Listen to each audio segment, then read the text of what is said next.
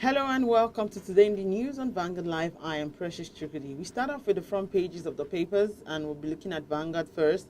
Vanguard is leading with why petrol shortage worsens in Abuja, Lagos, others. The writer says diversion, arbitrary pricing discovered. Fuel scarcity will become history when PDP returns to power. And we can see an infographic showing loan recovered by banks. Bad debts weigh down banks as loan losses rise 25%. The writer says recoveries fall 18% to 28.7 billion naira. Debtors battling economic shocks. That's coming from analysts. Sultan laments involvement of Fulani in banditry, kidnapping. You can see that on page 13. Stories above. Stakeholders Lord Jim Ovia as Zenith Bank names Unilag Alumni Building after Ibidakwa Bay. On page 8, we have identified 100 high risk of financiers of Boko Haram. That's coming from federal government. Abuja Kaduna train. We are 90% ready to commence services. That's coming from the federal government. On page 5, 2023, Atiku Obi attack Tinubu. On page 13, Nigeria children at risk of death over poor vaccination. That's coming from UNICEF. On page 7, we have 4,000 medical doctors to migrate soon. That report is coming from NAD. Hoodlums raise Ebonyi INEC office. Dangote plans 300,000 fresh jobs. And that's all we can take on the front page of Vanguard. Let's take a look at the Nation newspaper. The Nation is leading with 2023, another attack on INEC office raises concern over polls. IG orders CPs to take action. Commission 6 probe into attack on facilities. Disquiet in customs service as top officers seek tenure extension. Tinubu most experienced candidate, says Ayade. Azura targets a 3,500 megawatt power generation. Morocco's win over Belgium thrills Okocha. You can see that on page 20. Adeleke, I will strengthen security, boost workers' welfare. Federal government bans the export of raw gold.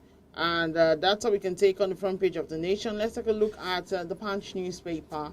The Punch is leading with fuel scarcity. NNPC petrol price without subsidy is 400 naira per litre. That's coming from marketers. Oil firms struggling with subsidies.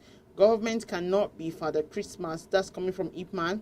NNPC, NMDPRA keeps mum. Over 30,000 filling stations face shortage. We can see a photo story showing Adeleke reverses Oyetola's appointment, says action malicious. On page 5, Saudi-bound trafficker conceal cocaine in sandals. On page 2, we have election result. Nationwide e-transmission possible, says telcos. Utide, NCDC warns of possible COVID-19 infection rise. And stories about, we have POS fraud. How slack guidelines banks' apathy cost Nigerians huge losses. And that's how we can take on the front pages of the papers this morning. Join us after the break. We'll be right back.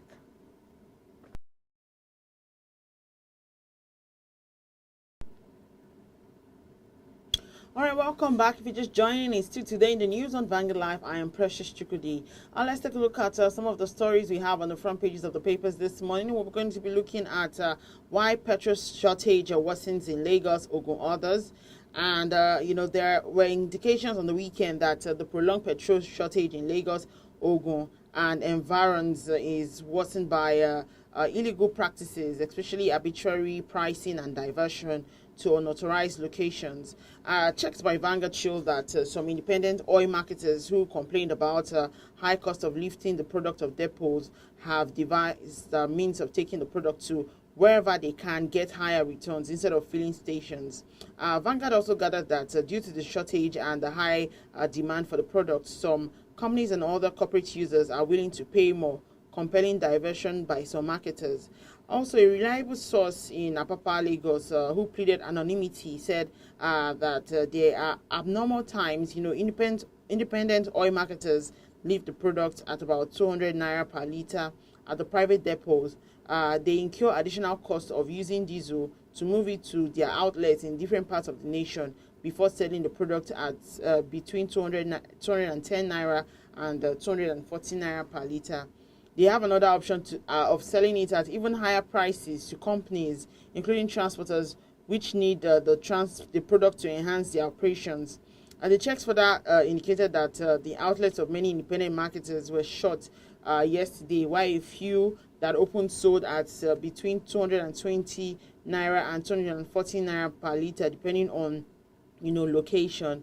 Many major marketers were, however, seen selling the product at about 175 rather naira per liter, leaving long queues which extended outside their gates, as most motorists preferred to wait because of the huge price differential. And it goes on and on this fuel scarcity. I mean, even commuting to work, we know how much we're paying right now. That's like triple of the actual amount, and of course you can't blame the transporters, you can't blame the bus drivers and all of that. We just hope that the government will nip this in the bud. And according to what I heard over on the weekend, the marketers are having issues with NMPC, basically on agreed price for this petrol, and they're saying they cannot continue to sell at the old price they've been selling, and it's not even sustainable for them. Let's see what the government is going to do about it, because I mean, at this time, this is not what we need. We're dealing with inflation, and then we're also dealing with fuel scarcity. Distress too much. All right, let's take a look at our next story. Our next story is Sultan laments involvement of Fulani in banditry, kidnapping, and of course, the Sultan of Sokoto, Muhammad Said Abubakar, has charged the leadership of the Mieti Allah Cattle Breeders Association of Nigeria, MACBAN, to help the federal government tackle insecurity in the country, lamenting the involvement of Fulanis in banditry and kidnapping. And he spoke at an inauguration of the new MACBAN leadership in Abuja. And he said that if we had known the history of the Fulani movement in various parts of the world, definitely we would not have gotten to the situation we are now. Everybody knows that Fulani moves from point A to B. They move everywhere and they intermarry, and we're peace-loving people. But how did we come to the situation we are in now? We find our children who are Fulani, but not all of them Fulani have been involved in banditry and kidnapping. What happened? When we meet with the executive, we discuss how to tackle this. How do we resolve them? Because it's high time we did. Because we cannot sit down and look at this country and go into fractions just because of certain things we are not doing right.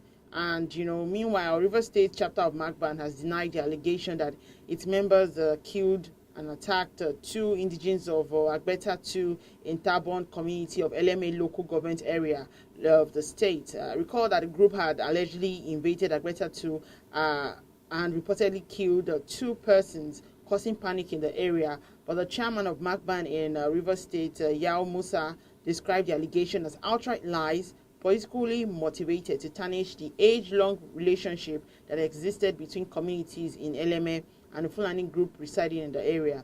And of course, we cannot but look at what the Sultan is saying. The Fulanis have been known to move from different points to another point, from point A to point B. At what point did we, degenerate to this level where, every forms of attack and kidnapping is... People are always, keen to blame the Fulani and say, oh, it's the Fulani guys that are doing. I mean, at different, sections of the country, there are bad people. So when we say Fulani, we're saying the entire race. We're saying this whole section of people. We're saying that, oh, these people are not good at all and all of that. And I just don't think that it's like the right thing to do. I mean, they're just, some bad eggs. Just the same way we have bad eggs in also different tribes and all of that. All right, let's move on to our next story. Our next story is bad debt weighs down bank as loan losses rise 25%, and the volume of bad debt recovered by banks fell by 18% year on year to 28.68 billion naira in 9 months ended in September 30th, reflecting the severe impact of the hostile environment on businesses across the country. Also, as a result of the challenging economic situation, more debtors defaulted on loan repayment during the period, leading to a 32% year-on-year increase in loan losses bad loans to 165.46 billion naira recorded by banks from 125.68 billion naira in corresponding period of 2021. Financial Vanguard's finding from the operating results of 10 banks for the 9 months ended September 30th, 2022, show that 7 banks recorded a decline in loan recovery, while 3 recorded increases. Now, the results of the bank show that the volume of loan recovery fell to 28.68 billion naira in 9 months 2022 from a 34.89 billion naira they recovered in 9 months 2021. And it goes on. And some analysts are saying that the sharp decline in volume of loan recovery is majorly caused by increasing economic challenges, namely high energy prices, forex challenges, and inflation, which makes it difficult for debtors to pay their loan. And I cannot but agree with this. Inflation and everything, the high increase in energy and all of that is really making people default. I was just talking to someone, and the person was sharing like a situation with me, saying that I can't tell you how much I borrowed from the bank, and I can tell you that at this point the bank is asking me to come return the money, but I do not have absolutely anything to show for it, because it's the fact that there's fuel scarcity, paying for light bills, even these things are inflation rate again. The things that you thought you'd buy at a certain price are now like tripled. This is not helping small business people,